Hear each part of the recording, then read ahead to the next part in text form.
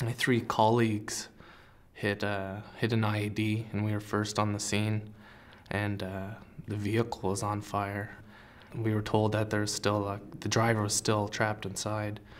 So we tried going up, and then ammo started cooking off and coming towards us.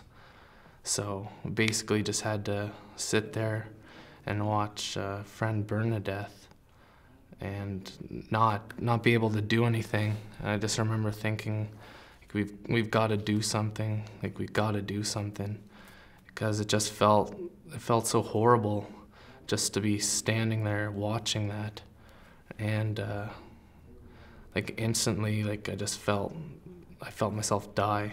Like that's when everything changed big time for me. Well, you're there for so long, and you're just like, I can't wait to get back to Canada. And you're like, oh, I'll never take this for granted or that for granted. Like, I'll enjoy the little things in life again.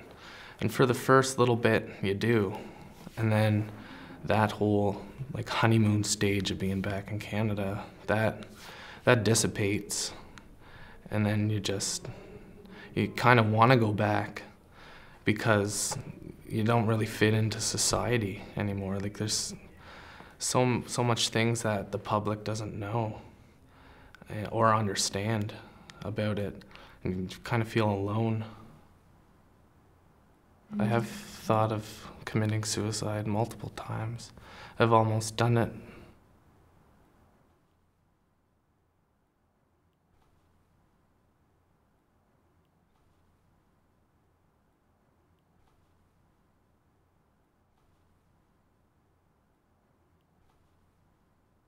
I was 17 when I left, you know. I got back from the war and I wasn't even 21 yet. I just remember, you know, noticing the things around me, the grass moving, and you know, the ripples in the river, and the sun, you know, sweat dripping down my face and burning my eyes. And we get to the vehicle and we discover where the package is, and we open it up, or I open the trunk up, and it's just routine, you know, simple shit. And I'm working, and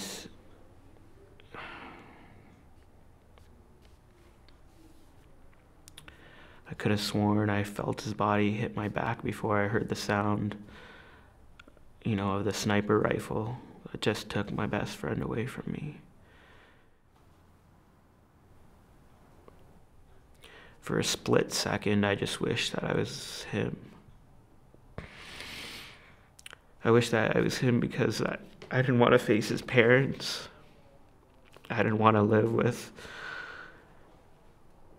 going the rest of my life without him, because he was such a driving force in my life.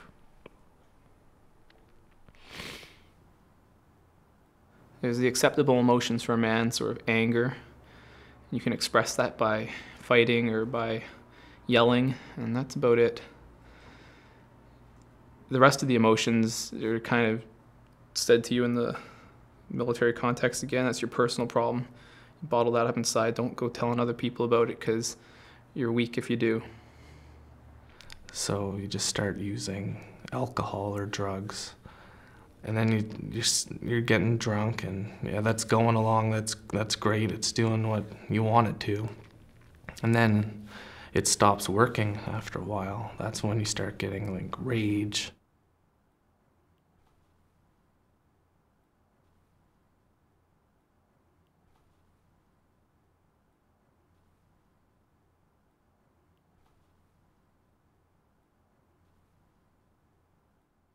My dad said, you know, I have a number for the Legion. They have a program in Vancouver.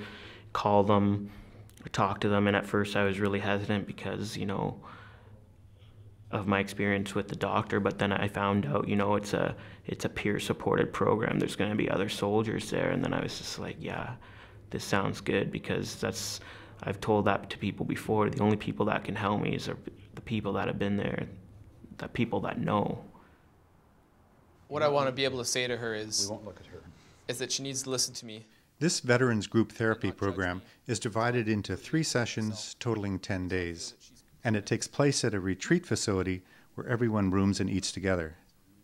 From day one of this course, they showed us what it truly means to be a man is not to bottle up your emotions and put them away somewhere, but to embrace them and to understand them. And communicating with other people is the most helpful thing for me that I've ever done.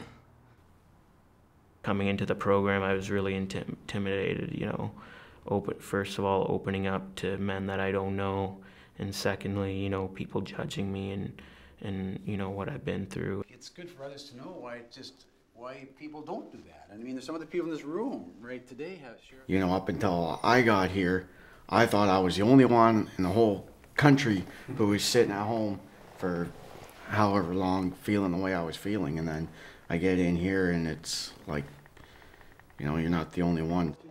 The first days of work consist of trust, skills, and consensus building, and then they move on to the reenactment of traumatic situations.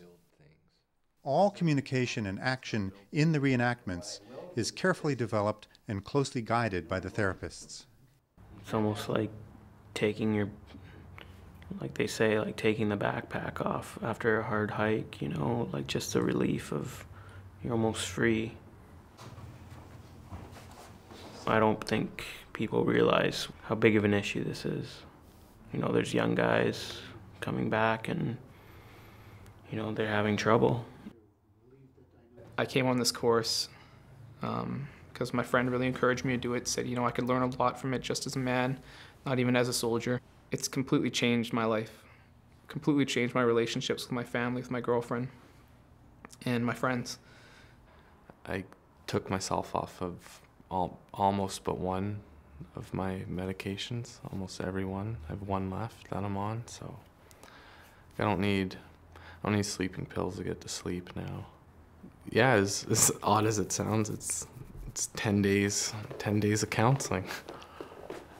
Nothing's perfect, mind you. You know, I still have some days, but compared to before and after, it's night and day.